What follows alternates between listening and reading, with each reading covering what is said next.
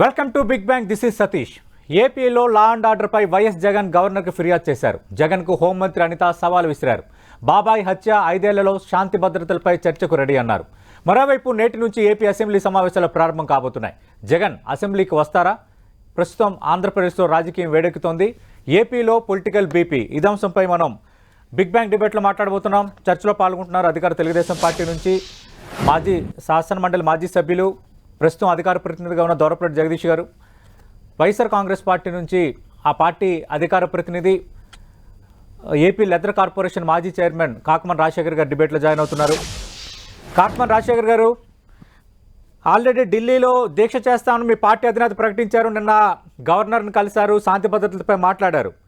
దానిపై హోంమంత్రి అనిత అదే స్థాయిలో రెస్పాండ్ అయ్యారు. ఆమె ఏం కామెంట్స్ చేశారు, దానిపై మీరేం రెస్పాండ్ అవుతారు అనేది ఖచ్చితంగా మీకు అడుగుతాను. అంతకంటే ముందు ఈరోజు ఆంధ్రప్రదేశ్ అసెంబ్లీ సమావేశాలు ప్రారంభం కాబోతున్నాయి.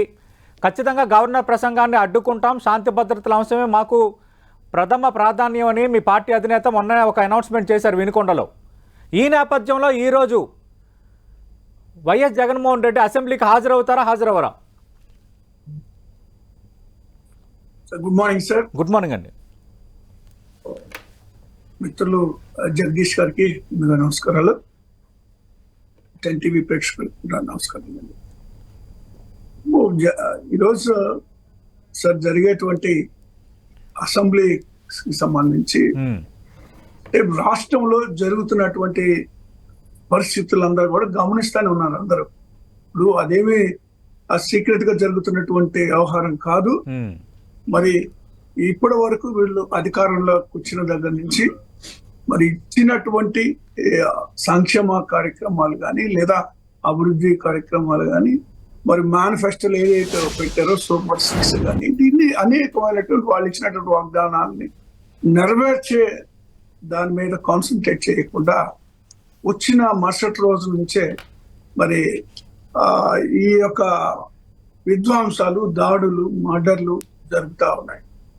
వీటి మీద కాన్సన్ట్రేషన్ పెట్టారు. అంటే ఇప్పుడు వరకు చూస్తే ఒక్కసారిగా చూస్తే మరి ఇప్పటికి 36 హత్యలు జరిగింది, 300 పైగా హత్య యత్నాలు, లేదా 490 ప్రభుత్వ ఆస్తుల ధ్వంసం, 560 ప్రైవేట్ ఆస్తుల ధ్వంసం, పార్టీ ఆఫీసులు కూల్చివేత, వైఎస్ఆర్ విగ్రహాలు కూల్చివేత, మరి దాదాపు 37 మంది ఈ యొక్క కూటమి తెలుగుదేశం పర్టికులర్ గా వాళ్ళ వేధింపులు భరించలేక ఆత్మహత్యలు చేసుకున్నటువంటి పరిస్థితుల్లోని అనేక మంది మరి రాష్ట్రాన్ని కూడా వదిలి వలసబోతున్నటువంటి పరిస్థితులు ఉన్నాయి. ఇలాంటి పరిస్థితుల్ని ఖచ్చితంగా అసెంబ్లీలో ప్రస్తావన అనేటువంటిది తీసుకురావడం జరుగుతుంది. అలాగే గవర్నర్ గారికి కూడా విన్నవించారు. ఆ తర్వాత మరి ఢిల్లీలో కూడా ధర్నా చేయాలి అనేటువంటిది మరి ఈ జాతీయ స్థాయిలో ఉన్నటువంటి పార్టీ కానీ జాతీయ స్థాయిలో ఢిల్లీలో ధర్నా ప్రకటనపై నిన్న హోంమంత్రి అనిత రెస్పాండ్ అయ్యారు. లా అండ్ ఆర్డర్ పై జగన్ ఢిల్లీ వెళ్తే నేను ఢిల్లీ వెళ్లే తేల్చుకుంటా. బాబాయ్ హత్య 5 ఏళ్లలో శాంతి భద్రతలపై నేను చర్చలకు రెడీ. గత నెల రోజుల పాలనపై నీతో చర్చించేందుకు నేను వస్తా. ఢిల్లీలోనే చర్చకు జగన్ సిద్ధమా? ఇది డైరెక్ట్ గా హోంమంత్రి అనిత విసురుతున్న సవాల్. సార్, ఇప్పుడు హోంమంత్రి గారు తానుకున్నటువంటి హోదాని మర్చిపోయి ఈ చౌకబారు మాటలు మానుకోవాలి. ఎన్నికలప్పుడు లేదా ఆమె అధ్యక్షులుగా ఉన్నప్పుడు ఎన్ని మాటలైనా మాట్లాడొచ్చు, ఎన్నికల సమయంలో ఎన్నైనా మాట్లాడతారు. కానీ ఇప్పుడు ఒక బాధ్యత కలిగినటువంటి పదవిలో ఉండి మరి రాష్ట్ర వాళ్ళ తెలుగుదేశం పార్టీ మహిళా అధ్యక్షురాలాగే మాట్లాడుతున్నారు. ఇప్పటికీ అందులో నుంచి బయటికి రావాలని కోరుతున్నాను. ప్రజల్లో వాస్తవాలు గమనించాలి, జరుగుతున్నటువంటి పరిణామాల మీద స్పందించాలని మేము హోమ్ మినిస్టర్ గారిని కోరుతా ఉన్నాం. మహిళల చూడాలంటేనే భయపడేలాగా మరి చేస్తాను అని చెప్పినటువంటి సార్ లా అండ్ ఆర్డర్ ఆమ్ సబ్జెక్టే. ఆమె ఏమంటున్నారంటే 4 రాజకీయ హత్యలు జరిగితే అందులో చనిపోయిన 3 మావారే, ఆధారాలతో సహా నేను చెప్తున్నాను, ఇప్పుడు కూడా మేము మాట్లాడుతున్న అబద్ధాలే అని అంటున్నారు హోంమంత్రి అనిత. ఖచ్చితంగా మేము అన్ని విషయాలు బయటికి చెప్తామండి, బయటికి తెలియజేస్తాము. ఎన్ని హత్యలు జరిగినాయి, ఎన్ని మానభంగాలు జరిగినాయి, ఎంతమంది ఆడబిడ్డల్ని మరి అన్యాయంగా మర్డర్ చేస్తూ మానభంగాలు చేయటం జరిగింది, ముక్కుపాచలారినటువంటి చంటి బిడ్డలను కూడా మరి మానభంగాలు హత్యలు చేసినటువంటి పరిస్థితులు ఈ రోజు కూడా ముచ్చుమరిలో బాలిక ఈ రోజు కూడా ఎక్కడుందో కూడా తెలియనటువంటి పరిస్థితుల్లో ఉన్నటువంటి సందర్భం. ఇలాంటి ఎన్నో ఉన్నాయి. ప్రతిరోజు ఏదో ఒక సంఘటన, ఒక దళిత మహిళను మరి ట్రాక్టర్తో తొక్కిచ్చి హత్య చేసినటువంటి పరిస్థితులు ఉన్నాయి. ఈ విధంగా మహిళల మీద అన్యాయాలు, కృత్యాలు, దౌర్జన్యాలు, మానభంగాలు జరుగుతూ ఉంటే, హత్యలు జరుగుతూ ఉంటే హోమ్ మినిస్టర్ గారు దాని మీద కాన్సన్ట్రేట్ చేయకుండా స్థాయి మార్చి ఇష్టం వచ్చినట్టుగా మాట్లాడి తెల్లగండి. జగన్మోహన్ రెడ్డి గారు మొన్నటి వరకు మరి ముఖ్యమంత్రిగా చేశారు. కనీసం మాజీ ముఖ్యమంత్రి గాను లేదంటే ఒక ప్రతిపక్ష నాయకుడు గాను మరొక విధంగా కనీస గౌరవంతో కూడా సంబోధించకుండా ఏకవచనంతో అనిత గారు మాట్లాడటం అనేటువంటిది ఇది సభ్య సమాజం కూడా హర్షించినటువంటి విషయం. మరి వారు ఎందుకు అలా మాట్లాడుతున్నారు మరి నాకు అర్థం కావట్లేదు. దానివల్ల నష్టపోయేది కూడా వాళ్ళే. ఓకే ఓకే ఖచ్చితంగా అది కూడా మాట్లాడదాం. నేను స్ట్రైట్ గా మీకు మొదట్లోనే ఒక ప్రశ్న అడిగాను. ఈ రోజు అసెంబ్లీకి మీ పార్టీ అధినేత మాజీ ముఖ్యమంత్రి జగన్మోహన్ రెడ్డి వస్తారా రారా?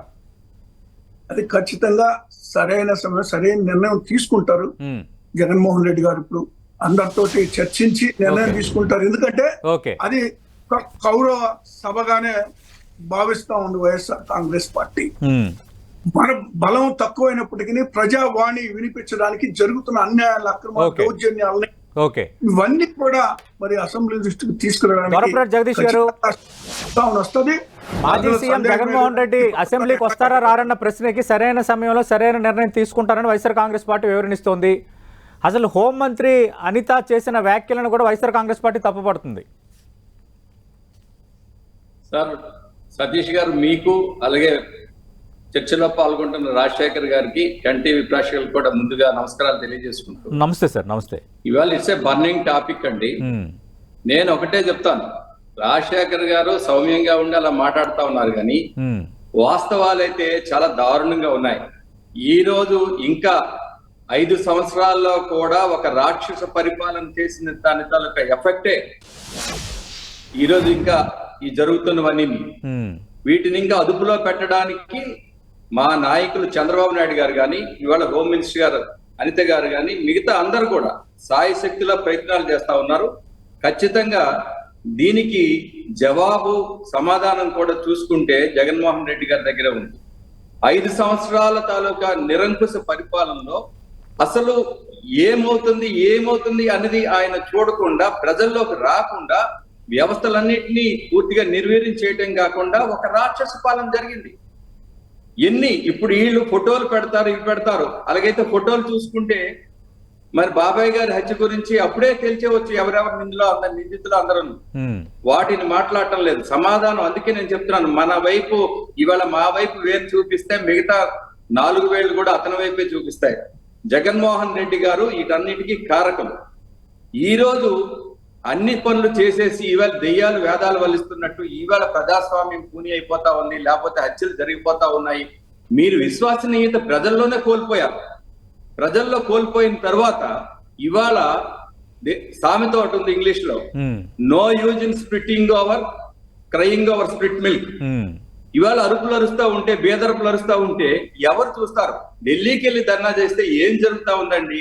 మీరు ఎక్కడ ఇవాళ ప్రపంచంలో అంతా కూడా ఎక్కడేం జరిగిందో అందరికీ తెలుస్తుంది. మీరు ఢిల్లీకి వెళ్ళి జరిగినంత ధర్నా చేసినంత మాత్రాన ఏమీ జరిగిపోదు. ఇంకోటి చెప్తాను నేను, అసెంబ్లీ ధైర్యం ఉంటే అసెంబ్లీలోకి వెళ్ళాలి, ఫైట్ చేయాలి. కానీ జగన్మోహన్ రెడ్డి గారికి ధైర్యం లేదనుకుంటారు. అందుకే 24నేమో ఢిల్లీలో అసెంబ్లీ నడుస్తూ ఉంటే ఢిల్లీలో ధర్నా ఏంటండి?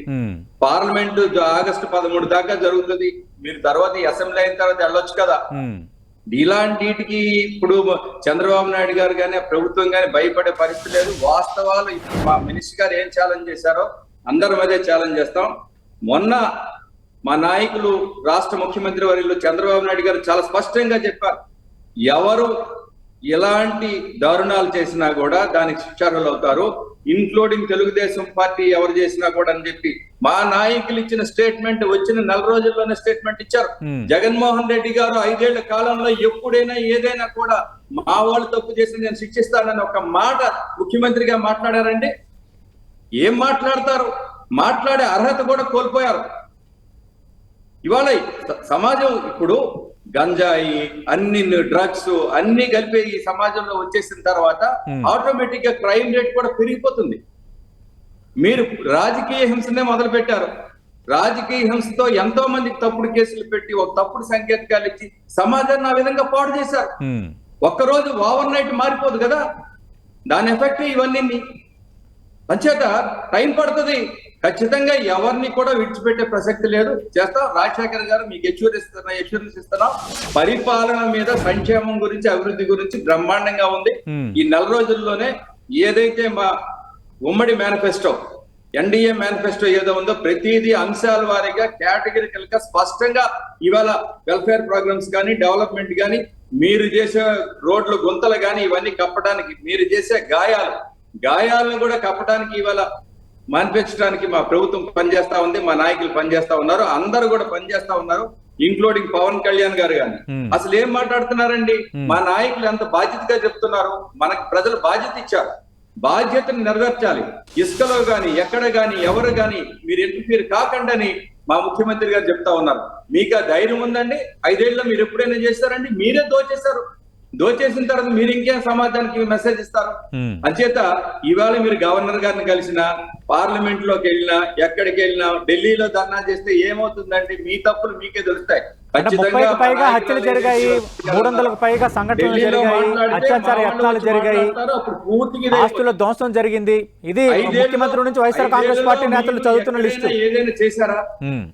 కేసులు మాఫీ చేసుకోవడానికి, కేసుల గురించి మళ్ళీ ప్రస్తావన రాకుండా ఉండడానికి మీరు 5 ఏళ్లు ఢిల్లీలో రాజీ పడిపోయారు, కేంద్ర ప్రభుత్వంతో రాజీ పడిపోయారు. ఈవేళ మాట్లాడతారు. మీకు అవకాశం ప్రజలు ఇచ్చినప్పుడు అవకాశాలను విడిచిపెట్టడమే కాకుండా రాష్ట్రాన్ని సర్వనాశనం చేసి శాంతి భద్రతలు అన్ని ఎక్కడున్నాయనే పరిస్థితి ప్రజలు భయపడ్డారు. అందుకే సైలెంట్ రెవల్యూషన్. 11 మందికి దిగజారిపోయారంటే మీకు అర్థం కావట్లేదు. మీరు రాజీ పడలేకపోతున్నారు. అంటే ప్రజల్లో ఎంత వ్యతిరేకత మీ మీద ఉంది, ఎంత వ్యతిరేకత ఉందన్నది ఒకసారి అర్థం చేసుకుంటే యు కీప్ క్వైట్. కొన్ని రోజులు, కొన్ని నెలలు, కొన్ని సంవత్సరాలు రాజశేఖర్ గారు జరిగిన దానికి ఆత్మ పరిశీలన రాజశేఖర్ గారు ఇంకా వాస్తవం గ్రహించట్లేదు వైఎస్ఆర్ కాంగ్రెస్ పార్టీ నేతలు. టైం వచ్చినప్పుడు మీరు మాట్లాడడానికి ఏమైనా నిజంగా ప్రజా సమస్యల పైన శ్రద్ధ ఉంటే అసెంబ్లీకి వచ్చి ఫైట్ చేయాలి. నువ్వు వాస్తవాలు గ్రహించలేకపోయారు వైఎస్ఆర్ కాంగ్రెస్ పార్టీ అని అంటున్నారు ఓటమి గురించి మాట్లాడుతూ. వాస్తవాల్ని ప్రజలు ఆల్రెడీ గమనించారండి. వీళ్ళు ఇచ్చినటువంటి వాగ్దానాలు అమలు చేయడంలో ఒకటికొక్కటిగా విఫలమవుతున్నారు అనేటువంటి మాట ప్రజలు గమనిస్తానే ఉన్నారు. నిరుద్యోగులకి నిరుద్యోగ వృత్తి అన్నారు ఇది, లేదా ఫ్రీ బస్సులు అన్నారు ఇది, ఇంతవరకు ఆ ప్రారంభించే పరిస్థితి లేదు. సిపిఎస్ రద్దు చేస్తా ఉన్నారు. అది రద్దు చేయకుండా మేము ఏదైతే ప్రవేశపెట్టామో, మేము ఏదైతే ప్రతిపాదన చేశామో జిపిఎస్ నే కొనసాగిస్తూ జీవో విడుదల చేశారు. ఇలాంటివన్నీ ఆల్రెడీ ప్రారంభించారు. ప్రజలు తెలుసుకున్నారు. వీళ్ళు ఇచ్చినటువంటి తప్పుడు వాగ్దానాలు అమలుకు సాధ్యం కానటువంటి వాగ్దానాలు ఇచ్చారు అనేటువంటి మాట. మేమంతా రాక్షస పరిపాలన చేస్తే 40% మాకు ఎలా ఓటింగ్ వస్తుంది? అన్ని పార్టీలు కలిస్తే ఏ ఒక్క పార్టీకి కూడా 40% ఓటింగ్ వచ్చినటువంటి పరిస్థితుల్లో లేనే లేదు. కాబట్టి ఇప్పుడు జయాపజయాలు ఇవన్నీ జరుగుతూ ఉంటాయి. రాజకీయాల్లో ఓటములు ఉంటాయి, విజయాలు ఉంటాయి. 2019 ఎన్నికల్లో కూడా టీడీపీకి టెంటేటివ్ గా 40% ఓటింగ్ వచ్చింది. తర్వాత సార్ నేను ఇంకోటి కూడా చెప్పదలుచుకున్నాను సార్. ఇప్పుడు మరి అనిత గారు కూడా అదేమంటే మరి బాబాయి హత్య ఎప్పుడు జరిగిందండి? వివేకా గారి హత్య జరిగింది తెలుగుదేశం పార్టీ అధికారంలో ఉన్నప్పుడు జరిగింది సార్. ఆ రోజు ఎందుకు వీళ్ళు కేసులు కట్టలేదు? ఆ రోజు ఎందుకు వాస్తవాలు మరి ఉంటే బయట పెట్టలేదు? చెప్పమానండి. ఇప్పుడు సిబిఐ దర్యాప్తు జరుగుతుందని, సిబిఐ దర్యాప్తు జరిగినప్పుడు ఎవరు జోక్యం చేసుకునే పరిస్థితి లేదు. దాని గురించి ఇంకా పదే అదే మాట్లాడి కాలయాపన చేసి, లేదా ఉన్నటువంటి పరిస్థితుల్ని మరుగుపరిచే విధంగా వాళ్ళు ఇచ్చినటువంటి వాగ్దానాలను వదిలిపెట్టేసి తొంగలో తొక్కి ఇప్పుడు కేవలం కాలయాపన చేయడానికి ఈ అంశాలన్నీ తీసుకొచ్చేసి మాట్లాడటం ఏంటండి? అది ఢిల్లీ పోయినా ఏం చేయలేరు, గవర్నర్ దగ్గరికి పోయినా ఏం చేయలేరు, పార్లమెంట్ కి పోయినా ఏం చేయలేరు. అసలు ఎవరు ఏం చేయలేదు. ఏం చేయాలో ఎప్పుడు చేయాలో ప్రజలు నిర్ణయిస్తారు. రాజశేఖర్ గారు గోరపరెడ్డి జగదీష్ గారు మాట్లాడుతూ ఒక మాట అన్నారు. ఏంటంటే అసెంబ్లీ సెషన్స్ జరుగుతున్నప్పుడు అసెంబ్లీ సెషన్ హాజరవ్వాలి, తర్వాత అయినా ఢిల్లీ వెళ్ళి ధర్నా చేసుకునే రైట్ ఏ రాజకీయ పార్టీకి ఉన్నట్టు వైఎస్ఆర్ కాంగ్రెస్ పార్టీకి ఉంది, కాదనట్లేదు. కానీ అసెంబ్లీ సెషన్స్ జరుగుతున్నప్పుడే బుధవారం అంటే 24th మీరు ఢిల్లీలో దీక్ష పెట్టుకోవడం కరెక్టేనా? అసెంబ్లీలో మీకు ఇచ్చిన మ్యాండేట్ 11 మంది ఎమ్మెల్యేలు ఉన్నారు, మీ పార్టీ అధినేత కూడా ఆల్రెడీ గెలిచారు. ఈ ఇష్యూని అసెంబ్లీలో రేజ్ చేయొచ్చు కదా. Point number 1. Point number two నిన్న స్వయంగా హోంమంత్రి అనిత ఒక అనౌన్స్మెంట్ చేశారు. ఆమె ఏమన్నారంటే శాంతి భద్రతల పైన ఆల్రెడీ మేము ఒక శ్వేతపత్రం విడుదల చేసాం, దీనిపైన అసెంబ్లీలో చర్చిస్తున్నాము, అది కూడా ఎజెండాలో ఉందని ఆమె చాలా స్పెసిఫిక్గా చెప్పారు. అంటే అసెంబ్లీలో చర్చ ఉన్నప్పుడు మీరు హాజరయ్యి చర్చించడంలో తప్పులేదు కదా. అలాగే మీరు ఎప్పుడైతే ఢిల్లీ దీక్ష పెట్టుకున్నారు 24న, అదే 24న అసెంబ్లీలో శాంతి భద్రతలపై విడుదల చేసిన శ్వేతపత్రంపై చర్చ. ఆ చర్చలో పాల్గొని అసెంబ్లీ సాక్షిగా నిజంగా అధికార పక్షం తప్పు చేస్తే మీరు ఎత్తి చూపించవచ్చు కదా. లేదంటే సంఘటనలపైన అధికార పక్షం నుంచి ఒక సమాధానం కూడా మనం తీసుకోవచ్చు కదా. ఆ అవకాశాన్ని ఎందుకు వైఎస్ఆర్ కాంగ్రెస్ పార్టీ జారు విడుచుకుంటుంది? సార్ ఇప్పుడు పార్లమెంటు అంటే వాళ్ళకి పార్లమెంట్ లో మాట్లాడినా లెక్కలేదు, ప్రెసిడెంట్ కి చెప్పినా లెక్కలేదు, గవర్నర్ కి చెప్పినా లెక్కలేదు. అసెంబ్లీలో అసలు మా గొంతు నొక్కేటువంటి ప్రయత్నం ఏ మేరకు చేస్తారో మీరు ఒకసారి గమనించుకోవాల్సిన అవసరం కూడా గమనించాలా. ఉన్న పరిస్థితులు వాళ్ళ ఆ విధమైనటువంటి యాటిట్యూడ్ తోటి ఈ రోజు పోతా ఉన్నారు వాళ్ళు. ఢిల్లీలో పెట్టే అసెంబ్లీ సమావేశాలు అనేది ఇదే ప్రారంభం కాదు, ఇదే ఆఖరి కాదు. 5 సంవత్సరాలు జరుగుతానే ఉంటాయి. అంటే అసెంబ్లీకి అసలు వెళ్ళరా? వాగ్దానాలను నెరవేర్చలో మీ పార్టీ అధినేత కానీ మీరు గెలిచిన మిగతా 10 మంది ఎమ్మెల్యేలు కానీ అసెంబ్లీకి వెళ్ళరా? సార్ ఇప్పుడు ఈ యొక్క చర్చ ఖచ్చితంగా మేము కూడా అసెంబ్లీలో మాట్లాడతాం. ఈ రోజు ఏం అయిపోదు, 24తో అయిపోయేదేం కాదు ఇది. కాబట్టి మీరు ఎప్పుడు మాట్లాడాలో, ఏ విధంగా మాట్లాడాలో, ఎలా మాట్లాడాలో తెలుగుదేశం పార్టీనో మరొక పార్టీనో చెబితే వింటానికి మేము లేము. మా ఆలోచన ప్రకారం, ఎందుకంటే ఈ రాష్ట్రంలో తాలిబాన్ల పాలనని మరి కేంద్రం దృష్టికి దేశవ్యాప్తంగా జరుగుతున్నటువంటి ఈ అంశాలని దేశవ్యాప్తంగా కూడా తీసుకెళ్లాలి అనేటువంటి ఉద్దేశంతో అన్ని పార్టీలు కూడా కూడగొట్టి మరి అందరూ జగదీష్ గారు ఖచ్చితంగా అసెంబ్లీలో కూడా సందర్భం వచ్చినప్పుడు ఈ శాంతి భద్రతల అంశం పైన, ప్రజా సమస్యల పైన మాట్లాడతాం. కానీ ఇప్పుడు ఆంధ్రప్రదేశ్లో రాష్ట్రంలో శాంతి భద్రతలు ఈ స్థాయిలో దిగజారిపోయిన అంశాన్ని దేశవ్యాప్తంగా తెలియజేయాలనేది మా ఉద్దేశం. అందుకే ఢిల్లీలో దీక్ష చేస్తున్నాము, రాష్ట్రపతిని కలవడానికి ప్రయత్నిస్తున్నాము, ప్రధానిని కూడా కలిసి ఫిర్యాదు చేస్తాము. ఆల్రెడీ మనం తెలుసు, మాజీ సీఎం జగన్మోహన్ రెడ్డి లేఖలు కూడా రాశారు. గవర్నర్ గారు నిన్న కలిశారు. అవును, ఆయనతో చెప్పుకుంటారు, మరి రేపు నేను రాలేను సార్ అని చెప్పుకుంటారు. అందుకే నిన్న గవర్నర్ గారిని కలిశారు. ఒకటి చెప్తాను సార్, రాజశేఖర్ గారు అంటున్నారు గౌరవ సభని. అసలు ఫస్ట్ సెషన్ అండి ఇవాళ. అసలు ఈ సభ ఎలాగుంటుందో కూడా తెలియకుండానే, అందులో రాకుండానే మాట్లాడుతా ఉన్నారు. ఏమనుకోవాలండి వెళ్ళి. ఇంకొకటి, మొన్న ప్రమాణ స్వీకారం అప్పుడు కూడా మా నాయకులు ఎప్పుడు హుందాగా ఉంటారు. చంద్రబాబు నాయుడు గారు హుందా రాజకీయాలు చేశారు కానీ ఇలాంటి తప్పుడు రాజకీయాలు చేయలేరు. అందుకే ఆయనకు అపోజిషన్ లీడర్ గా లేకపోయినా కూడా ఆ రోజు ఆయనకి ప్రమాణ స్వీకారంలో ప్రయారిటీ ఇచ్చి ముందిచ్చి పంపించారు. ఇవాళ రమ్మనండి జగన్మోహన్ రెడ్డి గారిని. వచ్చిన తర్వాత అప్పుడు ఏమవుతుందో అప్పుడు మాట్లాడమనండి. అసలు రాకముందే భయపడిపోయి సిచ్యువేషన్ నుంచి ఎస్కేప్ అవుతా ఉన్నారు. ఎస్కేప్ అయిన లేలేమండి, ఒకసారి అయ్యారు. అందుకే వన్ టైం వండరు. మీకు భవిష్యత్తులో మళ్ళీ ఈ పార్టీ గాని ఈ నాయకులు కానీ చెప్పుకోవడానికి కూడా ఇక్కడ ఏం లేదు. అంచేత అసలు రాకుండా కౌరవ సభని మాట్లాడటం అన్నది చాలా దారుణం. అని వాళ్ళు ఇప్పుడు ఇంకా ఇప్పుడు వాళ్ళే అంటున్నారు టైం వచ్చింది దేశవ్యాప్తంగా చేస్తామని. మరి టైం వచ్చింది కదా, మీకు అసెంబ్లీ పెట్టాం కదా, ఇంతకన్నా ఏంటండి. అసెంబ్లీలో మీరు ఎంత మాట్లాడాలంటే మాట్లాడండి. మీకు మాట్లాడడానికి అవకాశం ఇవ్వకపోతే, లేకపోతే అప్పుడు మీరు బ్లేమ్ చేయండి. అసలు అసెంబ్లీకి రాకుండా వస్తామో రామో కూడా ఎంత ఆత్మనూన్యతో ఉన్నారంటే, ఇప్పుడు కూడా సెషన్స్ ఇప్పుడు స్టార్ట్ అయిపోతుంది ఇంకో 1 hour లో, ఇప్పటికి కూడా వెళ్తారో లేదో కూడా తెలియదు. అంత ఆత్మన్యూన్యతో ఉన్నోళ్ళు ప్రజల కోసం వీళ్ళు ఏం చేస్తారు, వాళ్ళ కోసం వాళ్ళ గురించి కానీ ప్రజల కోసం ఆలోచించే పరిస్థితి. 5 ఏళ్ళు ఒక సామెత, రోమ్ నగరం కాలిపోతుంటే నీరో చక్రవర్తి పిడియలు వాయించుకున్నాడట. 5 ఏళ్ళు తాడేపల్లి ప్యాలెస్ లో కూర్చున్నారు. రాష్ట్రం కాలిపోతున్నాయి, ఏమవుతున్నాయి, ఆ ఒక ప్రెస్ మీట్ లేదు, ప్రజల్లోకి రాలేదు, ఏమీ లేదు, పరదాల చాటును తిరిగారు. ఇప్పుడు ఒకసారి జనంలోకి వచ్చి ఆవేశం పుట్టేసి ఏదో అయిపోదామంటే అది ఎక్కడవుతుంది?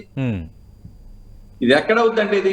రాజశేఖర్ చేత ఇవాళ వాళ్ళ దగ్గర ఏ సమాధానం లేదు. మనకేదో చెప్పాలి కాబట్టి మాట్లాడాలి కాబట్టి, కానీ Okay. నిజంగా లా అండ్ ఆర్డర్ గురించి చర్చ రమ్మానండి. Okay. ఇలా 5 ఏళ్ళు లా అండ్ ఆర్డర్ ఏముంది, ఎలాగుంది? రైట్ కాకమాన్ రాజశేఖర్ గారు, లా అండ్ ఆర్డర్ పైన ఖచ్చితంగా చర్చ జరుపుతాము. రెండోది హుందా రాజకీయాలు చేయటం చంద్రబాబు నాయుడుకి తెలుగుదేశం పార్టీకి అలవాటు. అందుకే అసెంబ్లీ ప్రమాణ స్వీకారం సమయంలో కూడా అదే తరహాగా మేము వ్యవహరించాము. ఈసారి సెషన్స్లో కూడా అదే తరహాగా వ్యవహరిస్తాము. రాకముందే ఆరోపణలు చేయటం, అబండాలు వేయటం ఎంతవరకు కరెక్టు? రెండోది 24న శాంతి భద్రతలపై చర్చిస్తామని స్వయంగా హోంమంత్రి ప్రకటించినప్పుడు ఆ చర్చలో పాల్గొనకుండా పారిపోవటం ఏంటి? ఇది జగదీష్ గారు స్ట్రైట్గా అడుగుతున్నది. సార్ ఇప్పుడు నాకు అర్థం కాని అంశం ఏంటంటే వీళ్ళ పరిపాలన 14 నుంచి 19 దాకా వీళ్ళు ఎంత హుందాగా ఉన్నారో, ఏ విధమైనటువంటి పరిపాలన చేశారో, ఏ విధమైనటువంటి వ్యవహారాల అసెంబ్లీ సెషన్స్ లో నడిపించారో చూసాం. అదే కొత్త విషయం కాదు. అది రేపు జరగబోయేది కూడా అంతకన్నా ఏముంటది? ఏముండదు. అయినప్పటికీ కూడా ప్రజలు సమస్యలు తీసుకెళ్లేటువంటి విషయంలో ఈ లా అండ్ ఆర్డర్ అంశాలు కానీ ఖచ్చితంగా మేము ప్రస్తావిస్తాం. ఈ ప్రభుత్వాన్ని వీళ్ళు ఇచ్చినటువంటి హామీల్ని నెరవేర్చేదాకా మేము వాళ్ళని వదిలిపెట్టే పరిస్థితి లేదు. ఖచ్చితంగా మేము మాట్లాడతాం. వీళ్ళు ఎందుకు రామని అనుకుంటున్నారో నాకు అర్థం కావట్లా. ఇప్పుడు టైం వచ్చింది కదా, ఈవేళ వస్తారా లేదా చెప్పండి. టైం వచ్చింది కదా, ఇప్పుడు టైం వచ్చింది కదా లేదా చెప్పండి. ఎప్పుడు రెండోది అసెంబ్లీ ఆల్రెడీ ఒకసారి సమావేశమైంది, అది కేవలం ప్రమాణ స్వీకారం, సభ్యుల ప్రమాణ స్వీకారం కోసం చర్చకి రండి అని పిలుస్తున్నాం మేము. కానీ ఈ రోజు సెషన్ జరుగుతోంది. ఓట్ ఆన్ అకౌంట్ బడ్జెట్ తర్వాత అక్టోబర్ లో పూర్తిస్థాయి బడ్జెట్ ప్రవేశపెట్టే అవకాశాలు ఉన్నట్టుగా కూడా మనకు తెలుస్తోంది. ఈ సందర్భాన్ని ఎందుకు ఉపయోగించుకోవట్లేదు వైఎస్ఆర్ కాంగ్రెస్ పార్టీ? వాళ్ళు సార్ బడ్జెట్ పెట్టలేని దుస్థితిలో ఈ రోజు ఈ ప్రభుత్వం ఉంది సార్. బడ్జెట్ పెట్టలేని దుస్థితిలో ఉంది ఈ ప్రభుత్వం. బడ్జెట్ పెట్టమనండి, పూర్తి స్థాయి బడ్జెట్ పెట్టమనండి వాళ్ళని. వాళ్ళు ఇచ్చినటువంటి హామీలు ఏంటి? లేదా మేము అప్పులు చేశామని వాళ్ళు ప్రగల్భాలు బలికి ఎన్నో అప్పులు చేస్తామన్నారు, అవన్నీ ప్రూవ్ చేయమనండి. అవి ప్రూవ్ చేయాలంటే ఇప్పుడు వాళ్ళు దాదాపు మరి 11 లక్షల కోట్లు 12 లక్షల కోట్లు అప్పులు చేశారు అన్నారు కదా. మరి దానికి తగ్గట్టుగా మరి బడ్జెట్ ప్రవేశపెట్టమనండి. మేము చేసిన అప్పులు ఏంటో చూపించమనండి. మేము పెట్టిన ఖర్చులు ఏంటో చూపించమనండి. ఎవరి కోసం? ఒక పైసా కూడా దుర్వినియోగం కాకుండా ప్రజలకు చేరింది తప్పితే ఎక్కడ కూడా పొరపాటు అనేటువంటిది జరగలేదు. సరే, ఇవన్నీ కూడా వాళ్ళు ప్రూవ్ చేసుకోమనండి. తర్వాత లా అండ్ ఆర్డర్ సిచ్యువేషన్ విషయం ఖచ్చితంగా మాట్లాడతాం. ఈ రాష్ట్రంలో ఇప్పుడు ఒక్కటిసారి మీరు ఒకటి గమనించాలని కోరుతున్నాను సతీష్ గారు. ఇప్పుడు ఇక్కడ లా అండ్ ఆర్డర్ ప్రజలు గమనిస్తా ఉన్నారు. ఒక అసెంబ్లీలో వచ్చినట్టు మాత్రాన ఇది ప్రజలకు తెలుస్తుంది అనుకోవడానికి ఏం లేదు. ఆల్రెడీ ప్రజలు చూశారు, చవి చూశారు. ఇప్పుడు జరుగుతున్నటువంటి మడ్డల్ని, మానభంగాల్ని, మరి ఏ విధంగా విధ్వంసాలు జరుగుతున్నాయి ప్రజలు గమనిస్తా ఉన్నారండి. కాకమాన్ రాజశేఖర్ గారు ఓకే, తెలుగుదేశం పార్టీ నేతల వ్యాఖ్యలను ఒక్క నిమిషం పక్కన పెడదాం. కానీ మీరు ఎప్పుడైతే ఢిల్లీకి లేఖ రాశారో, ఢిల్లీలో దీక్ష చేస్తామని ప్రకటన చేశారో, ఆంధ్రప్రదేశ్ బీజేపీ అధ్యక్షురాలు పురంధరేశ్వరి వెంటనే రెస్పాండ్ అయ్యారు, మంత్రి సత్యకుమార్ వెంటనే రెస్పాండ్ అయ్యారు. ఈ పరిస్థితుల్లో ఢిల్లీలో మీకు ప్రధాన అపాయింట్మెంట్, రాష్ట్రపతి అపాయింట్మెంట్ దొరుకుతుందని భావిస్తున్నారా? కేంద్రం విషయంలో నేను కూడా లేఖ రాస్తాను, నేను కూడా వాస్తవాలు చెప్తానని పురంధరేశ్వరి అన్నారు. ఢిల్లీలో నేను కూడా తేల్చుకుంటానని హోంమంత్రి అనిత అంటున్నారు. సార్, ఇప్పుడు ప్రజల మీద గౌరవం ఉంటే, ఆంధ్రప్రదేశ్ ప్రజల మీద ప్రేమ అభిమానం ఉంటే అపాయింట్మెంట్ ఇస్తారు సార్.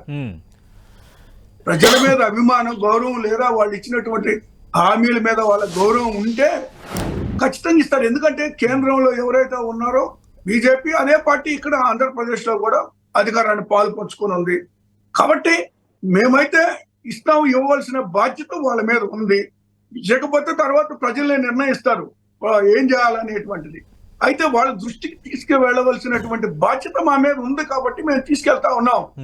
అనిత గారు ఛాలెంజ్లు వచ్చేసి మేము అది ఇది అని బీరాలు పలకటం కాదు, ముందు ఆడబిడ్డల్ని కాపాడటంలో శ్రద్ధ చూపించమనండి.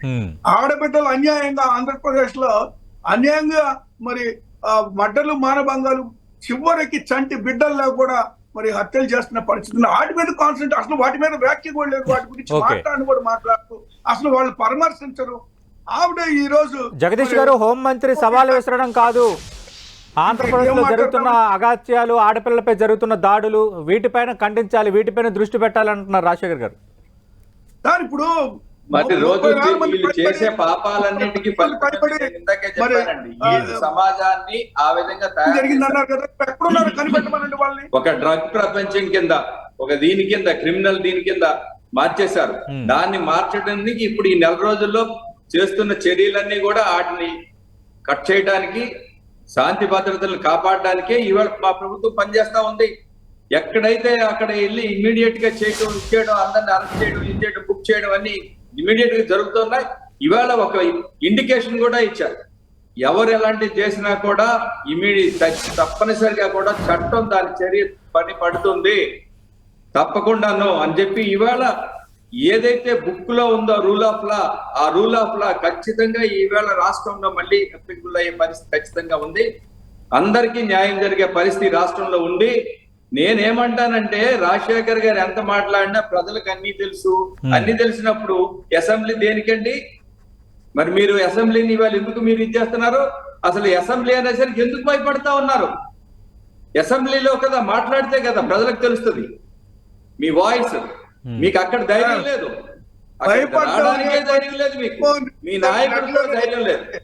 ధైర్యం ఉంటే ఫైట్ చేయాలండి. రండి, అసెంబ్లీకి రండి, రండి, మాట్లాడండి.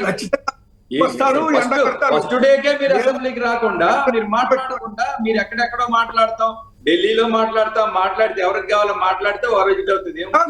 ఇక్కడ ప్రజలు మీరు మాట్లాడుతున్నారు రాజశేఖర్ గారు, ప్రజలు ఒక మంచి రిజల్ట్ ఇచ్చారు. మీకు తీవ్రమైన ఇదయ్యే పరిస్థితి, అవమానం జరిగింది ప్రజల వలన. అంచేత ఇప్పటికైనా మీరు, నేనేమంటానంటే ప్రజల్లో కాన్ఫిడెన్స్ తెచ్చుకోవడానికి మీరు ప్రయత్నం చేయండి, వాస్తవాలు మాట్లాడండి. ఇవాళ ఈ ప్రభుత్వం మీద మీరేదో మాట్లాడేస్తే అది ప్రజలు నమ్ముతారని మీరు అనుకోకండి. ప్రభుత్వం బ్రహ్మాండంగా పనిచేస్తుంది. సంక్షేమ కార్యక్రమాల గురించి, అభివృద్ధి గురించి మీరు మాట్లాడతారా? ఏం మాట్లాడతారు? టీచర్స్ కి మేము ఎక్కడా కూడా సిపిఎస్ రద్దు చేస్తామని ఈసారి చెప్పలేదే. లేనివి కూడా మాట్లాడుతున్నారు మీరు చేయలేనివి కూడా మాట్లాడుతున్నారు. మీరు మోసం చేశారు, మీరు మోసం చేశారు. మా నాయకులు లోకేష్ బాబు గారు అద్భుతంగా ఎక్కడ ఏం జరిగినా, ఏ విదేశాల్లో కూడా తెలుగు ఎవరో ఇబ్బంది పడతా ఉన్నారంటే ఇమీడియట్ గా రెస్పాండ్ అవుతా ఉన్నారు. మీరు ఎప్పుడైనా అలాగా ఫేస్బుక్ లో చూసా లేకపోతే ట్విట్టర్ లో చూసి రెస్పాండ్ అయ్యారండి? ఏం చెప్తారు మీరు ఏ పరిపాలన గురించి? అద్భుతమైన పరిపాలన చేస్తా ఉన్నారు పవన్ కళ్యాణ్ గారు కానీ, నాయకులు కానీ, చంద్రబాబు నాయుడు గారు కానీ, లోకేష్ బాబు గారు కానీ. రాజశేఖర్ గారు అసెంబ్లీ వేదికలు ఎందుకు వాడుకోవట్లేదన్న అంశాన్ని పదే పదే వాళ్ళు ప్రస్తావిస్తున్నారు. తెలుసుకోండి సార్, వాస్తవాలు ఏం జరుగుతున్నాయో. వాస్తవాలు ఏం తెలుసుకోమనండి. వాళ్ళు ఇచ్చిన వాగ్దానాలు ఏంటి, జరుగుతున్నటువంటి పరిణామాలు ఏంటి రాష్ట్రంలో. రాజశేఖర్ గారు ప్రభుత్వం వచ్చి నెలన్నర కూడా కాలేదు కదా, ప్రభుత్వం వచ్చి నెలన్నర కూడా కాలేదు కదా, ప్రతి హామీని మీరు నెరవేరుస్తూ ఉంటున్నారు. నిజంగా హామీ నెరవేర్చకపోతే మీతో పాటు అలాంటి మీడియా కూడా ప్రశ్నిస్తుంది. కానీ మీరు కూడా ప్రారంభ సమావేశంలో మీ పార్టీ అధినేత ఒక 6 నెలల సమయం ఇద్దామని అన్నమాట, వాస్తవమా కాదా? సార్ 6 నెలలు సమయం ఇవ్వాలనుకున్న మాట 100% వాస్తవం సార్. కానీ ఏం సార్, ప్రమాణ స్వీకారం చేసిన మరుసటి రోజే విధ్వంసాలకు పాల్పడి పార్టీ ఆఫీసులు కూల్చివేతలు, రాష్ట్రీయ విగ్రహాలు మేము కూల్చివేశారు. మేము అధికారంలోకి వచ్చినప్పుడు ఈ విధమైనటువంటి పరిపాలన చేశామండి. ఎన్టీఆర్ గారు ఏమైనా విగ్రహాలు మేము ఏమైనా కూల్చామా? కదా మీకు సార్ సతీష్ గారు, పార్టీ ఆఫీసులు అంటే మీకు అనుమతులు ఉంటే ఎవరు కూర్చోరండి. చంద్రబాబు నాయుడు గారు ఎప్పుడు కూడా చట్టాన్ని చేతుల్లోకి తీసుకొని చట్టాన్ని 100% అమలు చేస్తారు. ఇవాళ హైకోర్టు ఇస్తే దానికి మేము ఊరుకున్నాం. మీలాగా అర్ధరాత్రి స్టార్ట్ చేసి గీతం కాలేజీలని వాటిని వీటిని అర్ధరాత్రి లేటండి, అర్ధరాత్రి తీసేయడం ఏంటండి. అందుకే మీరేం మాట్లాడినా మీకే మళ్ళీ ఉంటుందండి. మీరేం మాట్లాడినా కూడా థ్యాంక్ యూ రాజశేఖర్ గారు, థ్యాంక్ యూ జగదీష్ గారు. మనం చూస్తున్నాం ఆంధ్రప్రదేశ్లో రాజకీయం వేడెక్కింది. ఈరోజు అసెంబ్లీ సెషన్స్ ప్రారంభం అవుతున్న నేపథ్యంలో గవర్నర్ ప్రసంగం తర్వాత బీఏసీ మీటింగ్ కూడా ఉంది. మరి BAC meeting YSR Congress party వస్తుంది. అసలు అసెంబ్లీకి వైఎస్ఆర్ కాంగ్రెస్ పార్టీ అధినేత మాజీ సీఎం జగన్మోహన్ రెడ్డి గారు ఆ పార్టీ శాసనసభ్యులు వస్తారా రారా అన్న ఒక సస్పెన్స్ అయితే ఇంకా కొనసాగుతోంది. మరోవైపు అసెంబ్లీ సెషన్స్ జరుగుతున్న నేపథ్యంలో 24న శాంతి భద్రతలపై శ్వేతపత్రంపై చర్చకు మేము సిద్ధం అంటున్నాం. అదే రోజు ఢిల్లీలో దీక్ష పెట్టుకోవడం వెనుక ఉద్దేశం ఏంటని టీడీపీ ప్రశ్నిస్తోంది. దేశం మొత్తం ఆంధ్రప్రదేశ్లో పరిస్థితి తెలియజేయాలనేది మా ప్రధాన మోటో అని వైఎస్ఆర్ కాంగ్రెస్ పార్టీ అంటుంది. ఏదేమైనా ఈరోజు సెషన్స్ ఎలా జరగబోతున్నాయి, వైసీపీ వస్తే ఒకలా ఉంటుంది, వైసీపీ రాకపోతే మరోలా ఉండే అవకాశం అయితే ఉంది. ఇది వాటి బిగ్ బ్యాంగ్ డిబేట్.